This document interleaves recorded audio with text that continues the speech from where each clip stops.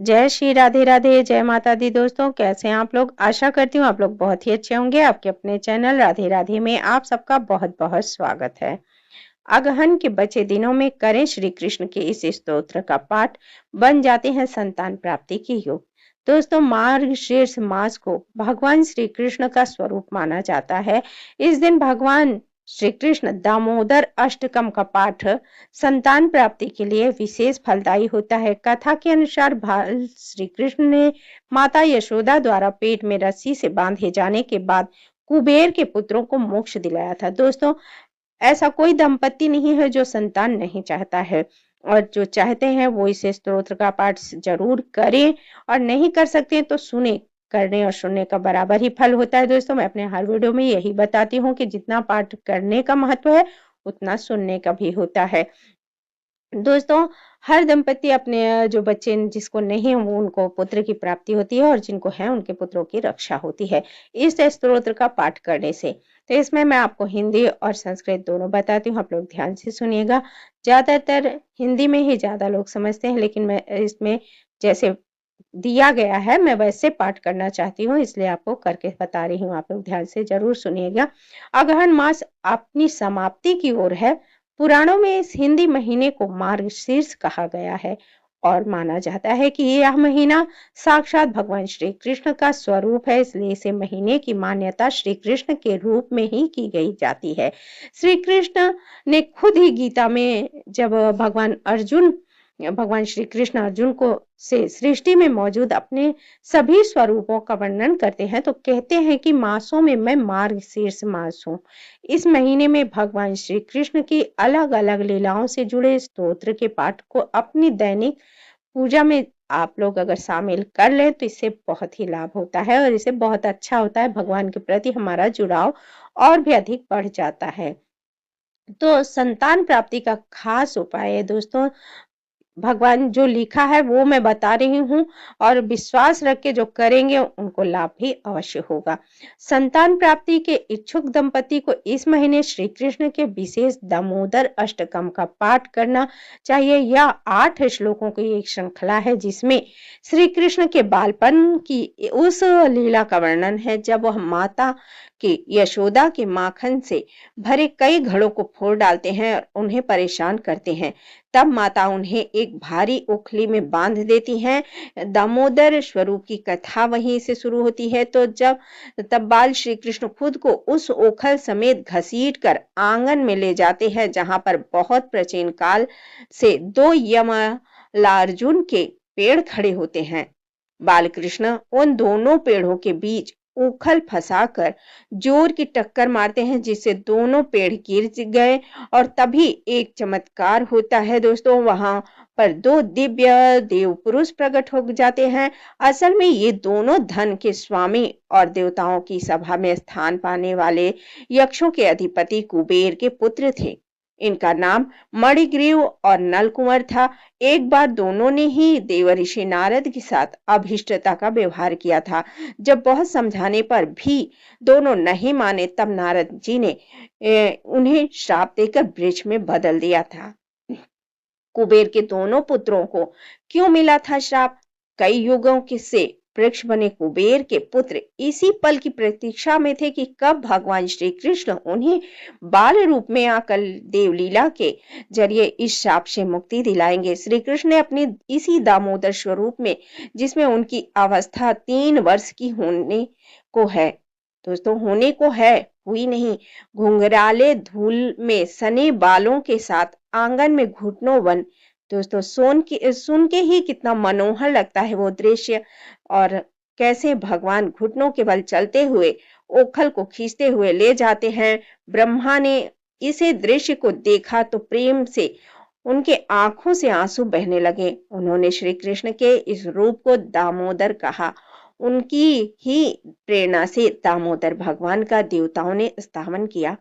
क्यों पड़ा श्री कृष्ण का दामोदर नाम? श्री कृष्ण का नाम दामोदर इसलिए पड़ा क्योंकि माता यशोदा ने बचपन में उन्हें शरारत के कारण, बहुत शरारती थे, उन्हें शरारत के कारण ही पेट में रस्सी से बांध दिया था। दामोदर का अर्थ होता है रस्सी और उदर का अर्थ होता है पेट। इसलिए दामोदर का अर्थ हुआ वह जो पेट के चारों ओर रस्सी से बांधा हो। इस अष्टकम का स्तोत्र पद्म पुराण में है, जहां श्री कृष्ण इस बाल स्वरूप की स्तुति की गई है और ब्रह्मा जी ने इस स्तोत्र के साथ वरदान जोड़ा है कि इस स्तोत्र का पाठ करते हुए संतान की मनोकामना लेकर निसंतान दंपति की श्री कृष्ण ध्यान करेंगे तो उसे जरूर शुभ चिन्ह वाले संतान की प्राप्ति होगी। अगर इस संस्कृति वर्ण या पाठ का उच्चारण ना कर पाए तो आप मनोयोग से धीरे धीरे इसके हिंदी अर्थ का भी पाठ कर सकती हैं। इसके लिए उतना ही फलदायी होगा जितना संस्कृत में पढ़ना फलदायी होता है, उतना हिंदी में पढ़ना भी फलदायी होता है। क्यों भगवान हर भाषा को समझने वाले हैं। हर किसी भी भाषा में आप भगवान को स्मरण कीजिए, भगवान हर भाषा को समझते हैं। तो चलिए अब हम पढ़ते हैं यहाँ दामोदर अष्टकम। नमामीश्वरं सच्चिदानंद स्वरूपम लसत्य कुंडलम गोकुले भ्रजमाननम यशोधाभ्यखोला अद्ववनम परामृष्ट तत्वतनो दुत्प्रत्यम गोपम। अर्थात मैं सर्वेश्वर सच्चिदानंद स्वरूप को अपनी श्रद्धा अर्पित करती हूँ या करता हूँ, जिनके गालों को छूते हुए कुंडल यानी बालियां हैं, जो गोकुल नाम के दिव्य धाम में परम शोभायमान है, जिसने गोपियों द्वारा छिपाए गए माखन के बर्तनों को तोड़ दिया और माँ यशोदा के डर से दूर भाग गए लेकिन आखिर में पकड़ गए। ऐसे भगवान दामोदर को मैं अपने विनम्र प्रणाम अर्पित करती हूँ। रुदन्तं हूर्णनेत्रयुगजं मृजन्तं कराम्भोजयुगमेन सन्दकनेत्रं मुहुं श्वासं कम्पं चित्र्यरेखकण्ठं स्थितं गिर्वदामोदर भक्तिवन्दनम्। अर्थात माँ के हाथ में लाठी देकर जो रोते रोते बार बार अपने दोनों हाथों से आंखों को मसल रहे हैं, उनकी आंखों में डर है। वे तेज तेज सिसकियां ले रहे हैं, जिस कारण उनके तीर्ण रेखा युक्त गर्दन में पड़ी मोतियों की माला हिल रही है, जिनका पेट रस्सी से नहीं बल्कि माँ यशोदा के वात्सल्य प्रेम से बंधा है। मैं उन परमेश्वर भगवान दामोदर को नमन करती हूँ। इति द्वर्कष्टे कश्वलीलाभिरन्दं कुण्डे ईश्वघोनं निजन्दमालख्यन्तनं तादीवसिस्तज्ञशुभक्ते जिर्तत्व पुनः प्रेमस्तस्त्व सतावृन्ते वन्दे। अर्थात जो ऐसी बाल्य लीलाओं से गोकुल वासियों को आनंद व सरोवर में डुबोते रहते हैं, जो अपने ऐश्वर्य ज्ञान में मग्न रहते, अपने भावों के प्रति यह तथ्य प्रकाशित करते हैं कि वे उन्हें भय आदर की धारणाओं से मुक्त अंत रंग प्रेमी भक्तों द्वारा ही जीता जा सकता है। मैं उन भगवान दामोदर को कोटि कोटि प्रणाम करती हूँ। वरम देव मोक्ष च मोक्षावाधिर्णवानम च नव्यं ब्रह्मडं वारेशदपिहम् इदं ते वर्पुनर्थं गोपाल बलं सदा मे मानस्य विरस्तम किमन्ते। अर्थात हे प्रभु, अगर आप सभी प्रकार के वरदान दे सकते हैं तो मैं आपसे ना तो सांसारिक जीवन से मुक्ति की आशा करती हूँ और ना ही मुझे अपने स्वर्गीय बैकुंठ में कोई स्थान चाहिए और ना ही भक्त द्वारा कोई अन्य वरदान चाहिए, ना ही कोई वरदान चाहिए। भक्ति के लिए अपनी भक्ति के द्वारा कोई वरदान नहीं चाहिए। हे प्रभु, मेरी तो बस इतनी ही इच्छा है कि आप यहाँ बाल गोपाल रूप मेरे दिल में हमेशा प्रकाशित रहें। इसके अलावा मुझे किसी अन्य वरदान की इच्छा नहीं है। इंदहते मुखम भोजयन्ति नीले व्रतन्तं कुन्तलेनं स्निग्धं रत्नेष्वगोपकं हो मुहुश्चुम्बितं बिलाविम्बर धरमे मानस्य विस्तालमलं लक्ष्य लभन्ते। अर्थात हे प्रभु, आपका घुंघराले बालों से घिरा हुआ श्याम रंग का मुख कमल जो माँ यशोदा द्वारा बार बार चुम्बन किया जा रहा है और उनके होठों बिंबल फल की तरह लाल है, आपका ये अत्यंत सुंदर कमल रूपी मुख मेरे दिल में हमेशा विराजमान रहे। इसके अतिरिक्त मुझे लाखों प्रकार के दूसरे लाभों वरदान की कोई आवश्यकता नहीं है। नमो देव दामोदरन्तं विष्णु प्रसीद प्रभो दुखम जलाम्भिधमग्नं कृपा दृष्टि विदृष्टिदितं बतानुं ग्रहणेश मम शिक्षा दृश्यान्यम्। अर्थात हे प्रभु, मैं आपको नमन करती हूँ। हे दामोदर, हे अनंत, हे प्रभु विष्णु, हे नाथ, मेरे प्रभु मुझ पर प्रसन्न हो जाइए। मैं दुखों के सागर में डूब जा रही हूँ। मेरे ऊपर अपनी कृपा दृष्टि बरसाकर और मुझ दीनहीन शरणागत का उद्धार कीजिए और अपनी अमृतमय दृष्टि से मेरी रक्षा कीजिए।